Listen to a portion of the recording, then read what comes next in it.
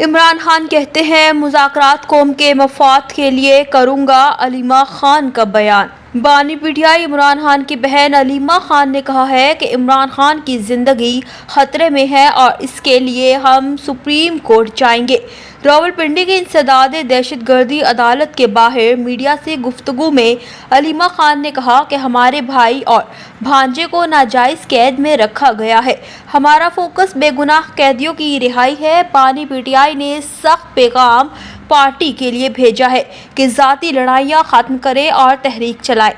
इमरान खान मुश्किल हालत में है, पार्टी इस पर बात करे। इन्हें तोड़ने के लिए बुशरा बीबी के खिलाफ कार्रवाइयाँ की जा रही हैं।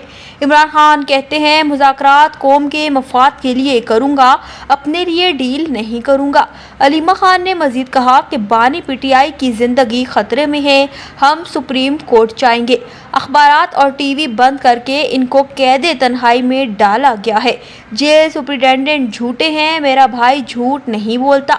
मरीम नवाज ने इमरान खान पर जुल्म कराने के लिए इस सुप्रिटेंडेंट को भेजा है।